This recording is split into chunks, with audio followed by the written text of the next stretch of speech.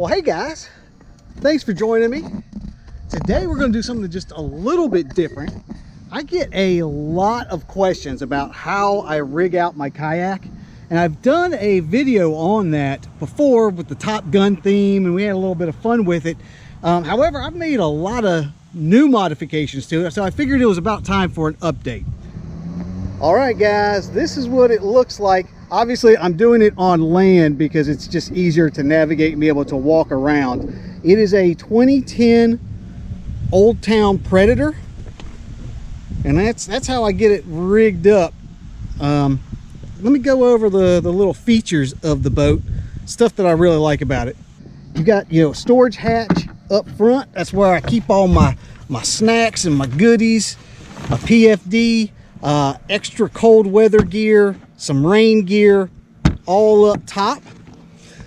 Something that I have done to this is I've added these running lights. You know, I got the red green running lights. These are basically just LEDs. Let me show you how I got that.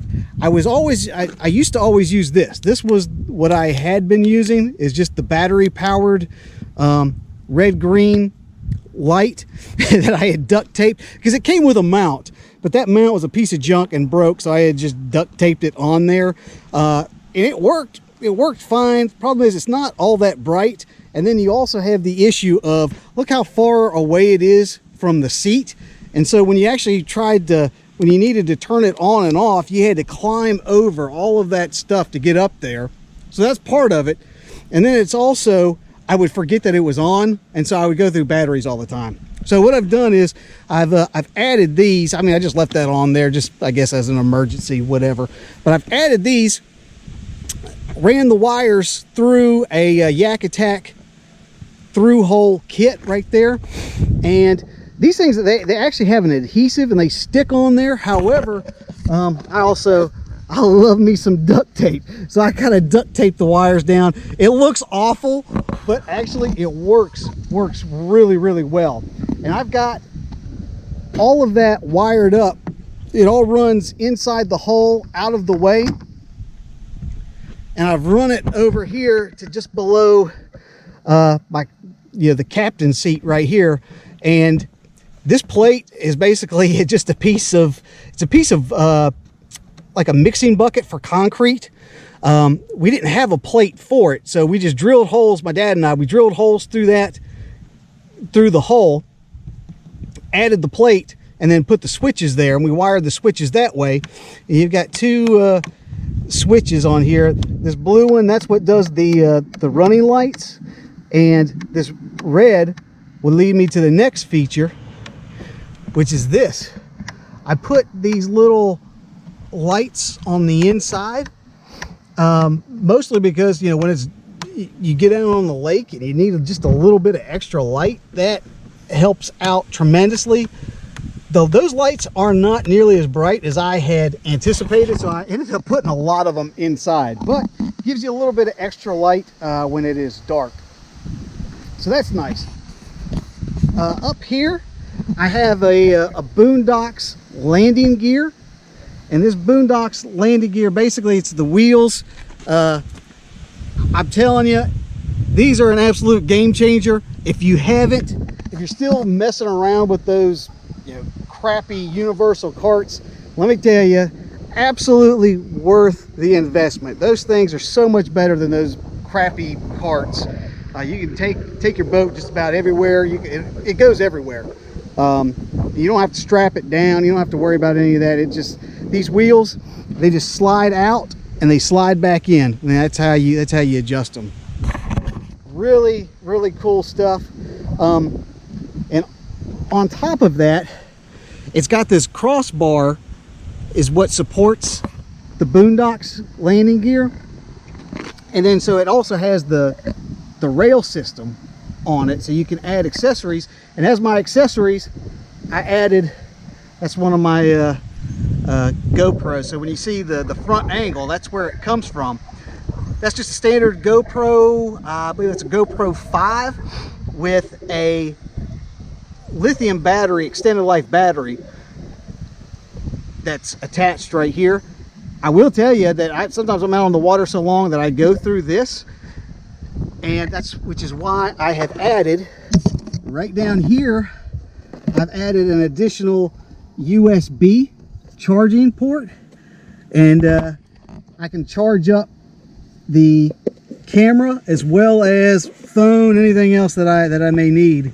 It'll you never know when you're going to need another USB port. Inside, this is usually how I set it up. You got the essential coffee cup right there. You got a nice cup holder there. I also have an old Folgers can, which is what I use to throw extra baits and stuff that I just don't want loose hanging around. And then I got another coffee can. That's where I throw all my trash. So I got my trash out of the way and just a container to hold baits that I'm not using at the moment. Up here, how I have rigged the Boondocks is the Old Town comes with these plastic accessory plates, and these things are just, you know, sacrificial. They just screw onto the hull of the kayak, and they're meant to be, you know, to drill holes for your accessories and everything. Really cool. They're all over the boat. There's one on either side. There's one on either side, and then there's one on either side on the back. What I did for the Boondocks is I mounted my Boondocks in the front because I have the trolling motor in the back. I've never seen anybody mount it in the front, but I say it works. It works so far, and the trolling motor's in the back, so I didn't have room for it in the back. One of the concerns I had was, how in the world do I mount that thing? These sacrificial plates are really nice. However, you know, it's supporting the weight of the boat. I didn't want to just put it on this plastic because I was afraid that it would break.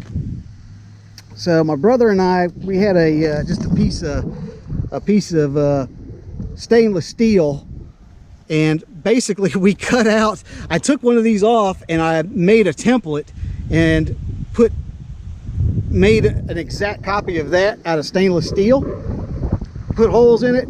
So now I've mounted my Boondocks landing gear to a piece of stainless steel that is now attached to the hull of the kayak. So I mean, that thing is pretty heavy duty. Let me show you inside this. Let me get the coffee out of the way.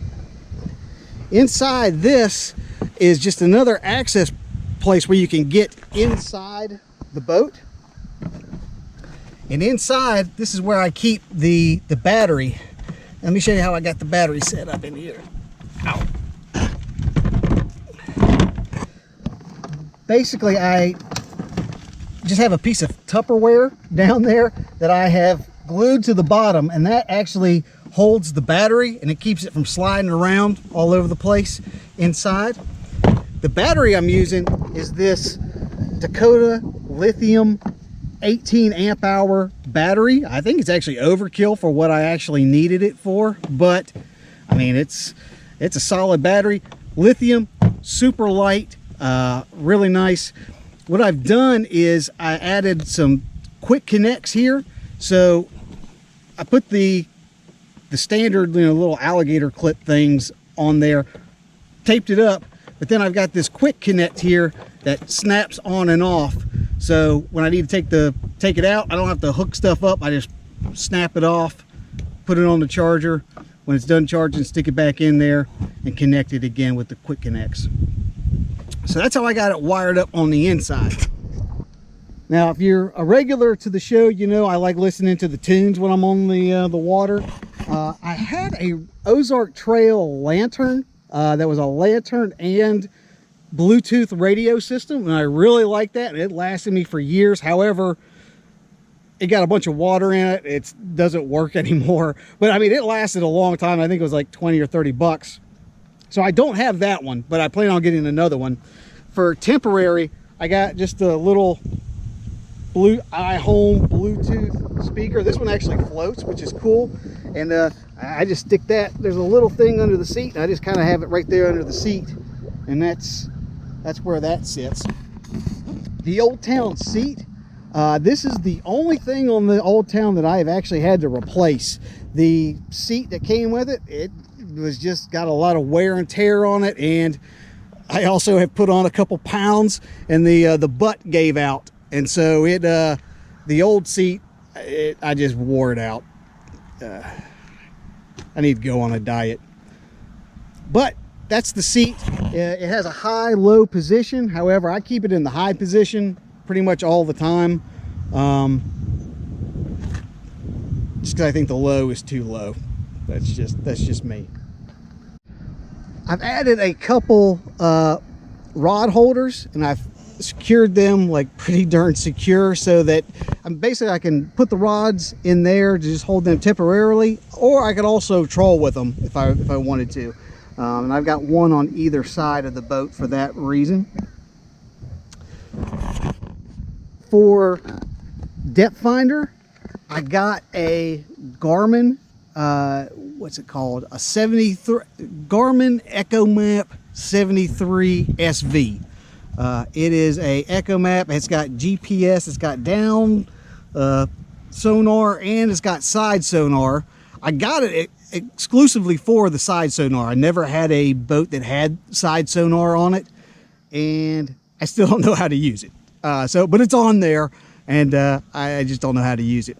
As far as the transducer, this boat, it has a place where you can run a transducer through. However, the recess in the hull is not big enough to support this giant transducer for the Garmin. So I had to do something a little bit different. I've got a ram mount arm that just hangs over the side of the boat, and I have attached a little piece of rail, accessory rail, to the sacrificial accessory plate right there, and that's how I do that. And obviously the ram mount, you can just twist that up and flip it up if you're not using it, or just to get it out of the way or whatever. And that's how I have the depth finder set up. Of course, I've got the shitty cooler, no business, all party sticker on there. I don't know why I put that on there, but I just thought that dude looked really hilarious, and I thought I got to get that. As far as my tackle is concerned, I use that old school Plano, and I love it. I mean, it's actually, I know it's old school, nobody uses these things anymore, but I mean, it's just your standard old Plano, and I like it because it fits in that little nook perfectly. Absolutely perfectly.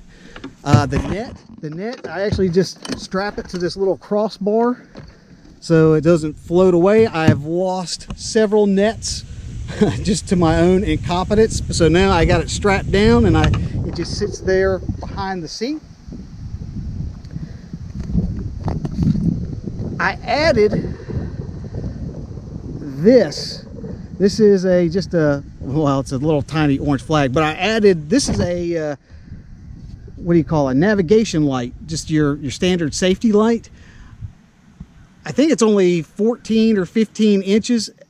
If I had to do it over again, I'd get a bigger one, get a longer one. I mean, these are just standard old LED navigation lights that you use for like pontoon boats and stuff. And yeah, I put it on there, hardwired it. Again, fastened it to the accessory plate, did a through-hole YakAttack system, and it goes through the hole, and I've got it wired up to this switch here. So I've got a nice navigation light that I can turn on and off from where my sitting position is without having to reach back and fool around with the navigation light. In the back, I have a milk crate that I keep additional just soft plastics. I keep a Tupperware tin of spare batteries just in case, sunscreen, all that kind of stuff in there. I've got a 3 rod holder on each side, so I can hold 6 rods in the upright position, and that's how I fish. I got the 6 rods right there. Now, as far as powering the trolling motor, I've got this VMAX tanks. It's a 50 amp hour battery, and it's got a battery voltage gauge on it, as well as a USB port, so I can charge stuff there as well. I love this thing. I had a car battery back there, a deep cycle, you know, one of the old heavy lithium. I had the old heavy lead acid battery back there, and it weighed a ton and did not last the entire day. This thing will last the entire day, and I'm just guessing maybe 15 pounds, maybe 10, 15 pounds at most. And it'll last all day and have juice to charge your phone if you need it. So the lithium is the way to go. They're incredibly expensive. I'm just giving you a heads up. Lithium batteries are incredibly expensive. However, it's so far I've been very satisfied with the lithium battery option. Now, this is the question that I get asked most often is, how do I have the trolling motor, and how do I mount the trolling motor? Trolling motor is a Motor Guide R3, 45 pounds of thrust. This is a new addition. I had an old Minn Kota Endura that was maybe 29 pounds of thrust. That thing, I had that thing since like the 90s, and it was an absolute brute workhorse. I loved it. It lasted me up until 2 years ago, and it died out on me. Had to replace it. I replaced it with a Minn Kota C2 Endura, 49 pounds of thrust, and that thing has broken on me 3 times. It's been to the shop twice already. I'm done with it. I threw it out. I was like, I'm not going back to that product again, just because I was very unsatisfied with it. So I bought this. It's a Motor Guide. As you can see, I've got some duct tape on here. One of the things I didn't account for was the stock handle was actually, I mean, the stock handle stuck out to like right here. And so it would actually, as I was in the seat, it would hit me in the back, like as I was trying to steer. So I just got a Sawzall and cut it. I just cut the end of it off, and it works fine now. So now it's not hitting me in the back. As far as how I have it mounted, I took some of the stuff out just so you can see it better. It's actually just a piece of wood. It's just a double 2x4 that I've got some angles. Oh, I need to tighten that stuff up. I got some angles, and I just fastened it to the boat, to the hull of the boat there, and then it just bolts onto that. I've seen some pretty ridiculous, some ridiculously creative and inventive fastening connections. This one is about as basic as it gets, but I mean, it works. One of the things that I did do was, I've got the 2 2x4s on there. I added the accessory plate on there, not because I needed it for accessories, but I wanted this little lip. You see, I've got like a little lip here, and what happens is when the clamps on, as you're going, especially if you really give it a lot of gas, this clamp, it wants to flip up, and so it'll ride up and pop off. But this lip here keeps it from, it'll only slide so far, and then it'll hit the lip. And so it kind of just keeps it in place, keeps the trolling motor in place, especially when you're going fast. You could swear that you've got that thing tied down, tightened up as tight as it'll go, and then at some point it'll loosen up, and then you kick it into, 88 miles an hour, and then it'll want to kick up. And that's why I got that lip there to keep it into place. Something else that I do have is, this used to be my old navigation light before I got my new and approved one. It's just a camping light bulb that's taped to a piece of PVC that is zip tied into my milk crate. I actually don't use that one anymore. However, I leave it on because that is now the where I mount my GoPro. Again, I got my secondary GoPro. I got the GoPro up front. That's where you get the front shots, and then this one is back here, and that's where you get the back shots. And that's and it just has a little clamp. I think I got that off Amazon or or Wish or whatever. I don't use any of the actual GoPro batteries. I've got it wired, and then I just have a extended life battery that sits down in there. I've thought about using this one. I just have not gotten around to doing that. I don't know why I haven't used that yet, but as I discussed earlier, that one has a USB, so that would make sense for me to do that, and I just I don't know why I haven't done that yet, but oh well. And then last but not in the least is safety flag that goes on the back. It's just a piece of rope. This is actually a safety flag that I got actually when I did my original walkthrough of the Kayak, when I did the Top Gun version, and I had Goose out waving the safety flag. That's what that is. It's just a safety flag that I've cut up and got a piece of rope on it, and that's how that goes on. All right, guys, so that is it. That is my full-on tour of the Old Town Predator 13, how I got it set up for fishing and serious YouTubing. Man, that's a fine piece of machinery right there. Get a good walk around of it. Oh yeah.